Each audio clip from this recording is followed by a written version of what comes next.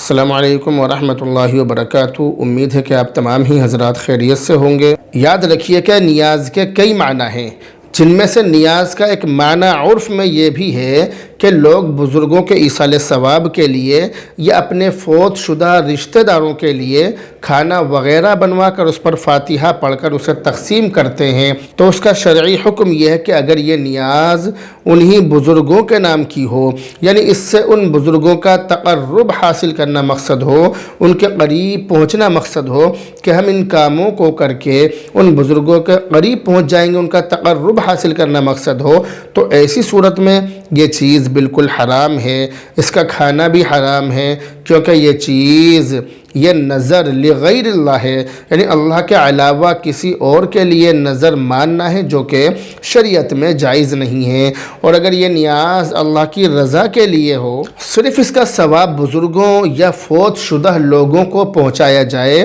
تو اس کے جائز ہونے کے لیے بھی چند باتوں کا دھیان رکھنا ضروری ہے۔ یعنی اگر ہم نظر تو اللہ کے لیے کر رہے ہوں، جو ہم وہ فاتحہ وغیرہ جو کھانا وغیرہ بنوا رہے ہیں، اگر وہ اللہ کے لیے بنوا رہے ہیں اور مقصد یہ کہ یہ کام اللہ کے لیے کر رہے ہیں، مگر اس سے ہمارے فلاں مرحوم کو ثواب پہنچ جائے یا فلاں بزرگ کو ثواب پہنچ جائے، تو یہ جائز ہے چند شرطوں کے ساتھ۔ اس کے اندر چند باتوں کا دھیان رکھنا ضروری ہے۔ سب سے پہلی چیز یہ ہے کہ اس کے لیے کوئی تاریخ ہمیشہ کے لیے مقرر نہ کی جائے، یعنی کسی دن کی تخصیص نہ کی جائے۔ دوسری شرط یہ کہ اس کو لازم اور واجب نہ سمجھا جائے، اور اس کام کو نہ کرنے والوں پر لعن طعن نہ کیا جائے۔ تیسری شرط یہ کہ اگر نظر مانی گئی ہو تو جو کھانا بن رہا ہے، جو کھانا کھلایا جا رہا ہے، وہ صرف فقراء کو کھلائے، غریبوں کو کھلائے، مسکینوں کو کھلائے، مالداروں کو نہ کھلائے۔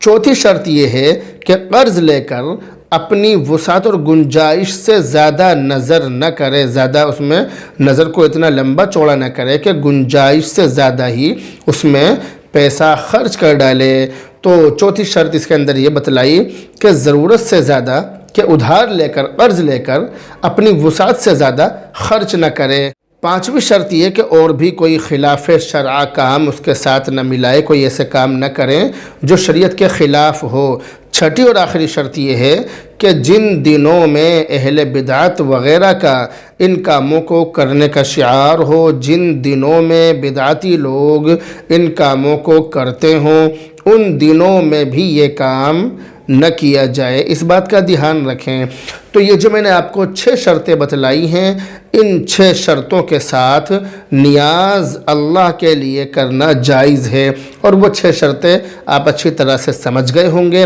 پہلی شرط یہ ہے کہ کوئی تاریخ اس کام کے لیے ہمیشہ کے لیے متعین نہ کی جائے، فکس نہ کی جائے کہ ہر سال اس دن یا اس تاریخ میں ہم اس کام کو کریں گے۔ دوسری چیز یہ کہ اس کام کو کرنے کو لازم اور واجب نہ سمجھا جائے، اور جو لوگ اس کام کو نہ کریں ان پر لعن طعن نہ کیا جائے۔ تیسری شرط یہ ہے کہ اگر اس چیز کی نظر مانی گئی ہو تو جو کھانا بن رہا ہے وہ کھانا غریبوں کو، مسکینوں کو اور فقیروں کو کھلایا جائے، مالداروں کو اس میں شریک اور شامل نہ کیا جائے۔ چوتھی شرط یہ کہ قرض لے کر اپنی وسعت سے زیادہ خرچ نہ کرے۔ پانچویں شرط یہ ہے کہ اس پروگرام میں، اس کام میں شریعت کے خلاف اور بھی کوئی کام کسی بھی طرح کا نہ ہو۔ چھٹی اور آخری شرط یہ ہے کہ جن دنوں میں بدعتی اس طرح کے کام کرتے ہیں، ان دنوں میں بھی ان کاموں کو نہ کیا جائے۔ یہ کچھ شرائط میں نے آپ کے سامنے بتلائی۔